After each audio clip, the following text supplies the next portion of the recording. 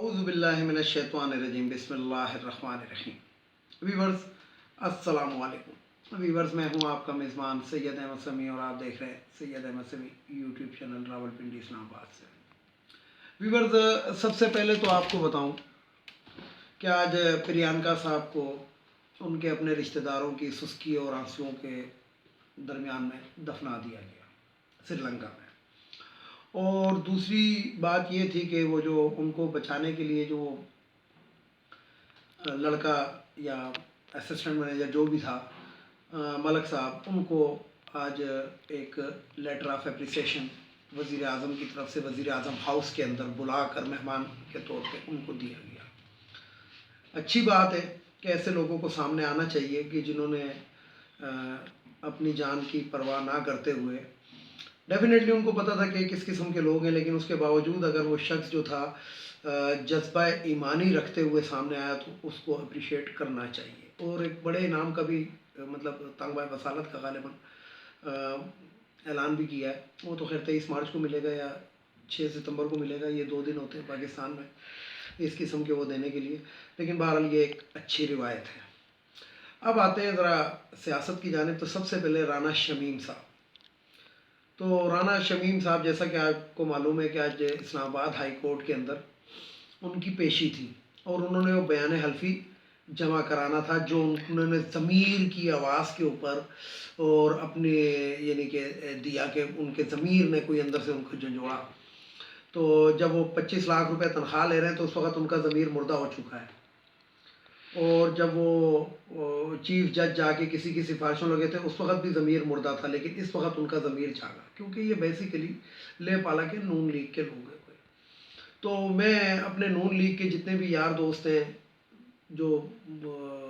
جسے نون لیگ کو سپورٹ کرتے ہیں، تو میں ان کو ضرور یہ کہوں گا کہ خدا کے لیے آنکھیں کھولیں۔ میں یہ نہیں کہتا کہ آپ ان کو ووٹ مت دیں، میں یہ کہتا ہوں کہ صرف آپ غلط کو غلط کہیں،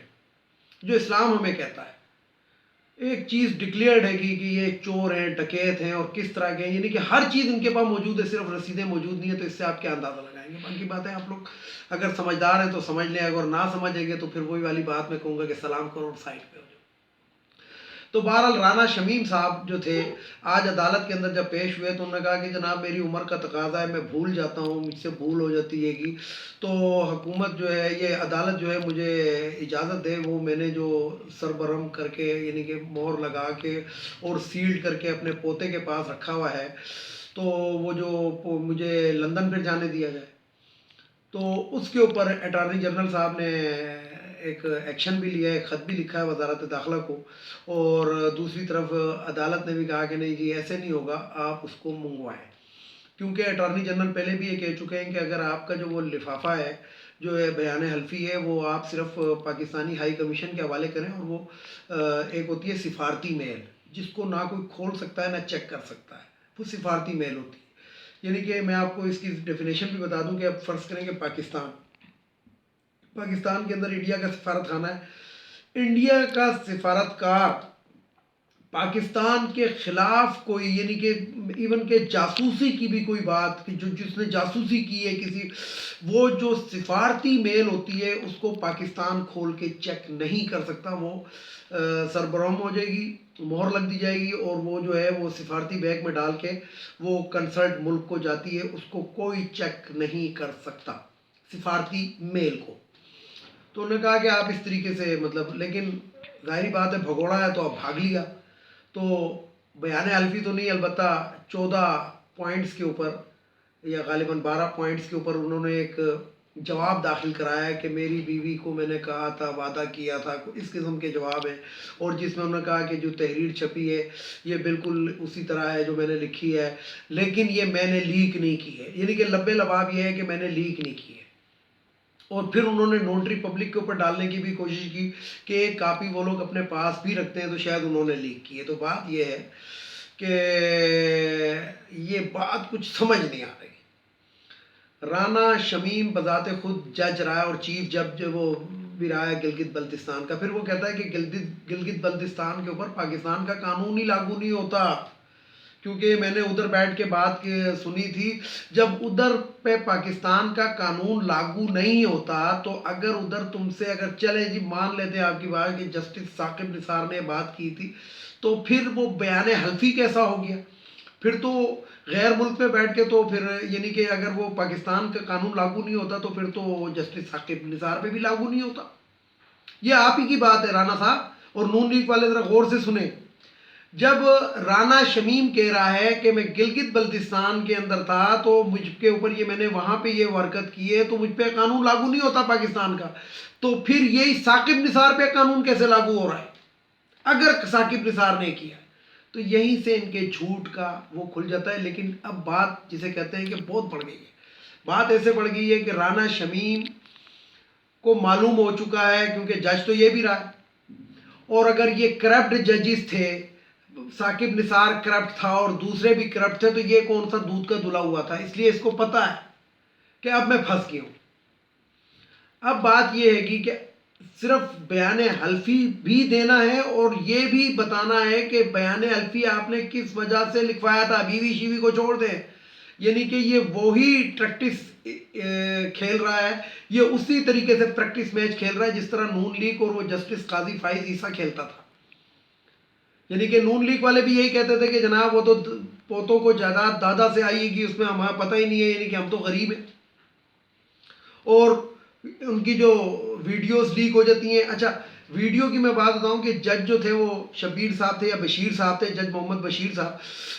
ان کو ایک پیکج دیا گیا تھا، حسن نواز اور حسین نواز نے دیا تھا کہ آپ اس قسم کا بیان دے دیں کہ میں نے یہ سزا اس لیے دی ہے تو ہم آپ کو باہر ملک پہ سیٹل کر دیں گے، آپ کے بچوں کو بھی سیٹل کر دیں گے، نقد پیسے یہ رہے، باقی گاڑی کی ڈگی میں پڑے، اور جس ملک میں آپ کہیں گے اس کرنسی کے اندر ہم پیمنٹ کرنے کے لیے تیار ہیں۔ لیکن اس نے وہ پیکج ایکسیپٹ نہیں کیا، لگتا ہے رانا شمیم نے ایکسیپٹ کر لیا تھا۔ اب رانا شمیم جو ہے لندن بھاگنے کی تیاری میں ہے، تو اب دیکھیں کیا ہوتا ہے، کیونکہ ایسا نہ ہو کہ چور دروازے بھی بہت ہیں، اور خاص طور پہ تو آج کل پڑوس کے اندر وہ طالبان کی بھی حکومت ہے گی، تو ایسا نہ ہو کہیں یہ اس راستے سے نکلنے کی کوشش کرے، افغانستان کے راستے سے۔ لیکن بہرحال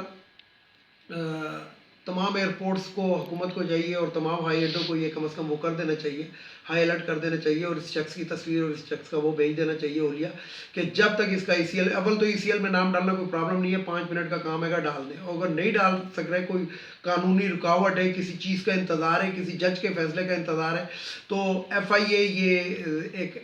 جسے کہتے ہیں کہ ایک ایسا ادارہ ہے کہ وہ جو کسی بھی شخص کو غیر ملک جانے سے روک سکتا ہے، اس بات پہ اس بات کے اوپر کہ آپ کا کیس جو ہے وہ عدالت میں لگا ہوا ہے اور عدالت کو آپ مطلوب ہیں، نہیں تو یہ اسی طریقے سے بھاگ جائے گا جس طرح وہ پلیٹلیٹس والا ایک مریض بھاگا تھا اور ایک وہ ڈالر ڈکار اسحاق ڈار بھاگا تھا۔ اس کے بعد یہ رانا شمیم صاحب جو ہوں گے لندن کسی طریقے سے جانے کے چکر میں چلے جائیں گے، اس کے بعد یہ وہاں پہ شدید ترین بیمار ہو جائیں گے، اور پھر ان کا ڈاکٹر جو ہوگا عدنان کی طرح کا ایک ڈاکٹر، وہ ان کو بالکل سفر سے منع کر دے گا کہ بالکل آپ نے تو سفر کرنا ہی نہیں ہے، بیڈ سے نیچے پیر بھی نہیں اتارنے، نہیں تو آپ کو تو پلیٹلیٹس کم ہو جائیں گے۔ تو یہ اس قسم کا یہ ایک ڈرامہ رچانے کی کوشش کی گئی ہے، تو حکومت کو چاہیے کہ جسے کہتے ہیں کہ ذرا اپنے ہوش و حواس کے اندر رہیں اور یہ جو چیزیں ہیں اس کو ذرا سا دیکھیں۔ دوسری طرف میں آپ کو بتاؤں کہ کچھ حکومتی نااہلیاں بھی ہیں، بے انتہا ہیں، اس چیز سے کوئی انکار نہیں کیا جا سکتا، یعنی کہ پاکستان کے اربوں روپے ڈالر ڈکار اسحاق ڈار، نواز شریف، شریف فیملی، شہباز شریف، حمزہ، یہ جتنے بھی ہیں، خواجہ سعد رفیق، خواجہ آصف، لیکن آج تک یہ ایک دلہ ریکور نہیں ہو سکا۔ اس کی وجہ یہ ہے کہ جو معاون خصوصی ہیں وزیر اعظم کے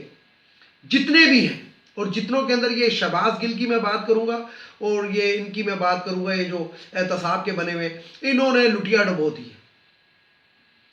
یعنی کہ مجھے بتائیں کہ ایک پیسہ ریکور نہیں ہو سکا ابھی تک، بلکہ الٹا حکومت پاکستان کے لاکھوں روپے لگ گئے ان کے کیسز کو وہ کرنے کے اندر، ان کو سیکورٹیاں دینے کے اندر، ان کی پیرویاں کرنے کے اندر، ان کے لیے وکلا کرنے کے اندر۔ تو بات یہ ہے کہ کیا کہتے ہیں کہ عمران خان صاحب کو ذرا چاہیے کہ یہ جو معاون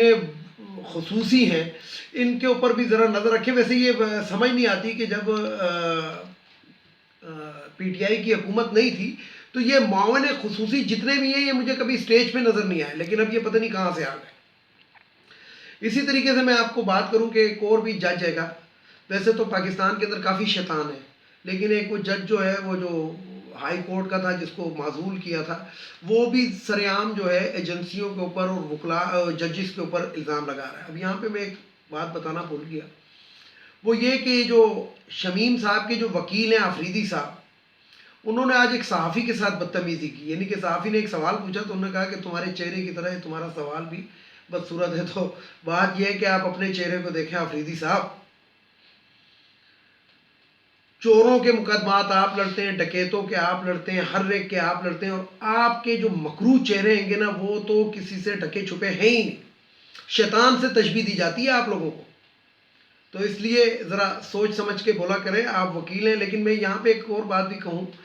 کہ اگر یہی کوئی حکومتی وزراء کہتا میڈیا کے کسی بھی بندے کو، تو میڈیا کی جناب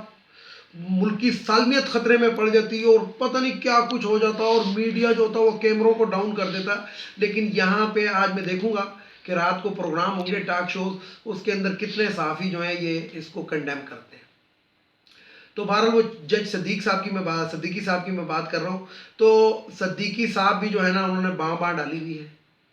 اور ان کے بھی پلے کچھ نہیں ہے۔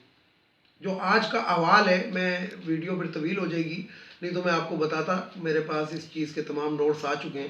لیکن جج صدیق صاحب جو ہیں، بات یہ ہے کہ وہ اپنے آپ کو ذرا اہل شریف کی اس کے اندر بہت ہی زیادہ وہ جا رہے تھے، جس طرح جسٹس قاضی فائز عیسیٰ، وہ بھی انشاءاللہ اپنے انجام کو کبھی نہ کبھی تو پہنچے گا، جس طریقے سے رانا شمیم بھی پہنچنے والا ہے، اور اب تیسرا نمبر ان کا بھی ہے۔ ویسے تو کافی ہمارے نامی گرامی ججز صاحبان ہیں گے جو بریف کیس لے کے پھرتے رہے، اور بریف کیس ان کو گئے، ان کو پیسے ملے، یہ ملے، اور وہ اس قسم کی حرکتیں کرتے رہے۔ لیکن بہرحال 100 سنار کی اور ایک ہی لوہار کی ہوتی ہے۔ ویڈیو کو لائک کریں، شیئر کریں، سبسکرائب کریں، بیل آئیکن کے بٹن کو ضرور دبائیں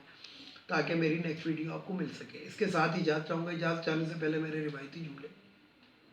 ایک یہ افغانیوں کو ہمارے ملک سے چلا جانا چاہیے، ایک یہ خواتین کی مخصوص نشستیں قومی اسمبلی، صوبائی اسمبلی، سینٹ سے ختم ہونی چاہیے، قوم کے اوپر بوجھ ہے، خزانے کے اوپر بوجھ ہے۔ تیسرے نمبر پہ ایک وہ جو بھگوڑا لندن کے اندر بیٹھا تھا، اس کو واپس آنا چاہیے، غیرت دکھانی چاہیے، مرد بننا چاہیے، اور نون لیگیوں کو چاہیے کہ اس کو بلائیں۔ یہ جو نون لی جو ایک بریانی کی پلیٹ پہ اب 2000 روپے ووٹ کی قیمت ہو گئی، ووٹ کو تو بڑی عزت دے رہے ہیں، 2000 روپے کا ووٹ کر دیا ہے ایک بریانی کی پلیٹ کے، تو ان بغیرتوں کو چاہیے کہ اس بغیرت، بڑے بغیرت کو بھی بلائیں۔ اور سب سے آخر کے اندر ہماری عدلیہ کے پاس اب موقع ہے، جتنے کرپٹ ججز ہیں ان کو انصاف کے کٹہرے کے اندر لائیں، تو شاید 128ویں نمبر سے آپ 125ویں 121ویں نمبر پہ آ جائیں۔ کرپٹ ججز کی بیویوں کے آنسوؤں کو مت دیکھیں، بلکہ ان کی کرپشن کو دیکھیں۔ اس کے ساتھ ہی اجازت چاہوں گا تمام دیکھنے والے سننے والوں کو، خدا حافظ، اور آخر میں وہی نعرہ، پاکستان زندہ باد۔